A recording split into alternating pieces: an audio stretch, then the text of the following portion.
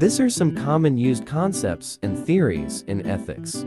Includes how virtues are acquired, how good virtues are applied in real-life situations, whether they are naturally rooted in one's individual human nature, or it was the result of the pressures brought by social standards. Assume that when you possess a good virtue, and makes this as a habit, this entails a free choice from the person who chooses to be virtuous and do good.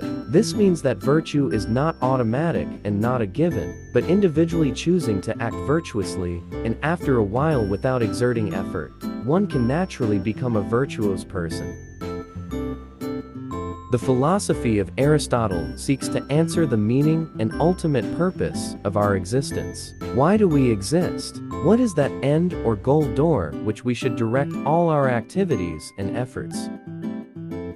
Another well-known philosopher is Immanuel Kant and his right theories, wherein the person does a particular action, and the rightness or state of being wrong of that act is not dependent on its outcome or consequence, but because the person knows that the actions is the morally right thing to do.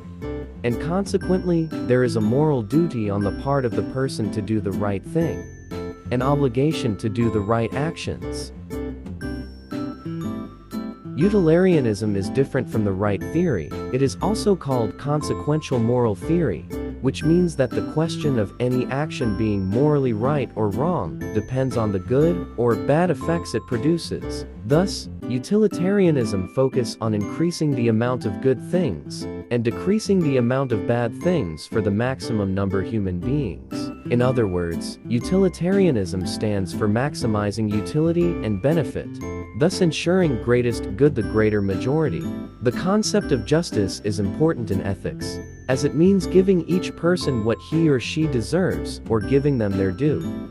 There are three kinds of justice. First, there is distributive justice, where it refers to the society's institutions, ensuring that the benefits and burdens among the society's members are fair and equal. The egalitarian doctrines are generally characterized by the idea that all humans are equal in fundamental worth or moral status. Egalitarianism is the doctrine that all citizens of a state should be accorded exactly equal rights. 2. Retributive corrective justice refers to the extent to which punishments are fair and just. In general, punishments are held to be just to the extent that they take into account relevant criteria such as the seriousness of the crime and the intent of the criminal. 3. Compensatory justice. Compensatory justice refers to the extent to which people are fairly compensated for their injuries by those who have injured them. Justice and fairness is proportional to the Indigenous Peoples' Rights Act (IPRA) of 1997. The legislation provides for the right of indigenous peoples to basic social services offered by the government. As a vulnerable group, particular attention is provided to the immediate, efficient and continuous improvement of their economic and social conditions. Examples of programs that suit this provision include Social Security, the Social Security Program of the Republic of the Philippines, accommodation, vocational training, and job support through the Department of Social Welfare, and DFE's various efforts. Cultural foundations and basis of Filipino moral behaviors, implications of new lifestyles. It's a notion that diverse cultures among communities adhere to different set of rules to abide as to guide people in their day-to-day life opportunities. Cultures serve as rules of conduct and can be important guidelines for how individuals should or ought to behave. We may pose for some important queries, such as, how does culture shape moral behavior? Why should culture not be the ultimate determinant of values? Fundamental cultural values are transmitted to a culture's members by the so-called parenting approach, including socialism, education, and religion.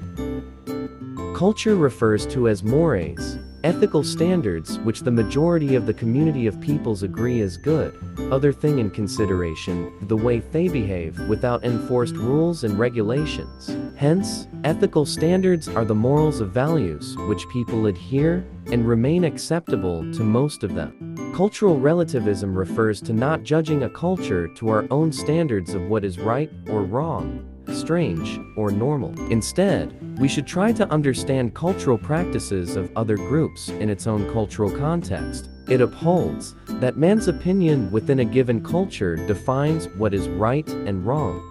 Cultural relativism is the faulty idea that there are no objective standards by which our society can be judged, because each culture is entitled to its own beliefs and accepted practices, and the respect for religion is strictly manifested. Philippine value system includes their own unequal collection of consistent concepts or ideologies, norms, moral codes, ethical practices, and included etiquettes which are practiced and preserve both cultural and personal values that are promoted by their society. As with any society, though, the values that an individual holds sacred can differ on the basis of religion, upbringing, and other factors. Then, as Filipinos, our behaviors, attitudes, personality, our values and sense of right or wrong are governed also by our inherent Filipino values passed down to us from our ancestors to our immediate family members, relatives, friends. Such values like pakikipagpupwa, Tao, close family tie orientation are part of standard and customs majority of us adhere to. Filipinos are resilient towards trials and hardships in life. Filipinos value life. They don't abort and commit suicide. That is the general perception of majority. If others may because of circumstance result to abortion due to unwanted pregnancy, the guilt will burden them throughout their life. Filipinos are flexible to different situations, context, and circumstance. Filipinos learn to adapt and thrive. Filipinos are known for being religious. Either they could be Catholic or Muslims. Many dedicate their lives in service of God and guided by their religion in terms of their actions, their duties towards their neighbors and family. Filipinos wholeheartedly believe the concept of afterlife, and all our actions on earth will decide whether we go to heaven or hell if we commit wrongdoings that are against the teachings of their religion. Culture shock due to pandemic and why Filipinos abide. To lessen the effects of individualism, we'll need to go back to the importance of social solidarity. Ethics of care will be manifested again to safeguard our own respective personal security. The bayanihan spirit of helping one another, specifically the intentions of frontlines, call friends and loved ones, volunteer to deliver food to militiamen and health workers who left their own families for our security and health protocols, brought panic to all people around us. 7 dimensions of culture in understanding ethical behaviors. 1. Universalism vs. particularism. What matters more, rules or relationships? Cultures based on universalism try to treat all cases the same, even if they involve friends or loved ones. The focus is more on the rules than the relationship. Universalist cultures include Canada, the US, the UK, and Australia. Cultures based on particularism will find relationships more important than rules. You can bend the rules for family members, close friends, or important people. Each case has to be examined in light of its special merits. Some examples of particularist cultures are those practiced in Latin America, Korea, China, and Russia. 2. Individualism vs. communitarianism. Do we work as a team or as individuals? Do people desire recognition for their individual achievements, or do they want to be part of a group? Individualistic cultures believe that your outcomes in life are the result of your choices. Cultures based on communitarianism believe your quality of life is better when we help each other. Specific versus diffuse. Q3. How separate is our personal and professional life?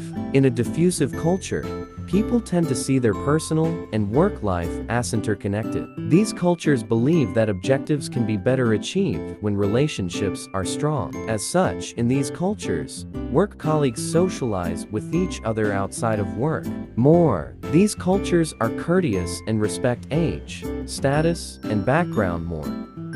Do we show our emotions? In a neutral culture, people tend not to share their emotions. Emotions are of course felt by the individual, but they are kept in check and controlled. Observing these people, you would consider them cool and rational.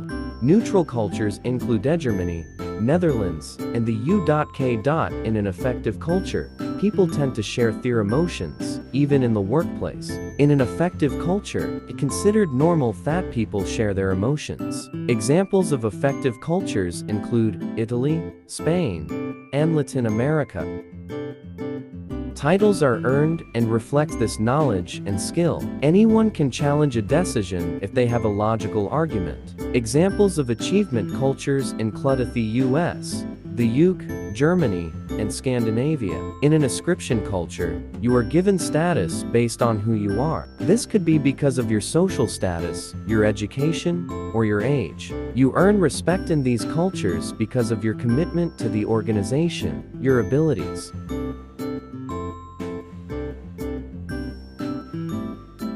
Achieve their goals. In these cultures, winning isn't as important as maintaining a strong relationship. They focus on environmental factors, for example relationships, to achieve their goals.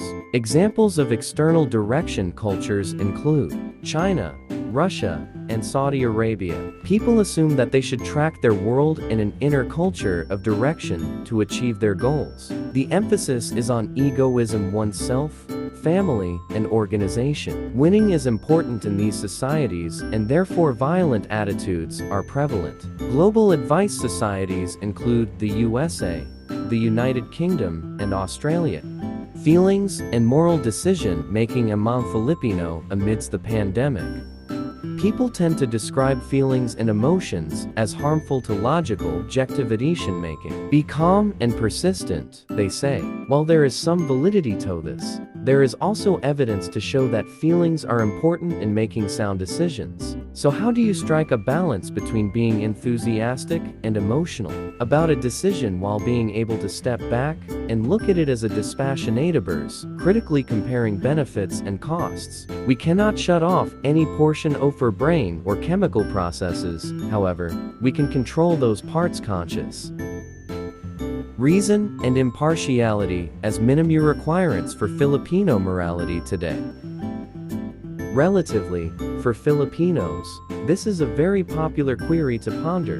Kailan ba naging tama and mali? A moral principle is subject to reversal, as it gives rise to practical consequences that do reflect every own self on the proper reflection. That being so, and considering the great complexity of the moral dilemma amidst the pandemic, it seems extremely unlikely that we can ever produce a moral principle and value of reason, on the basis of which we can proceed in a deductive manner with serenity and trust to procedures to what we should do in all specific cases. In addition, impartiality as minimum requirement. Acting ethically through moral courage. Therefore, moral courage, in times of tormenting conditions, is the ability and willingness to face suffering, pain, risk, confusion, or bullying. In an academic institution, for example, moral courage is the capacity to act appropriately in the face of public opposition, embarrassment, scandal, dismay, or personal loss.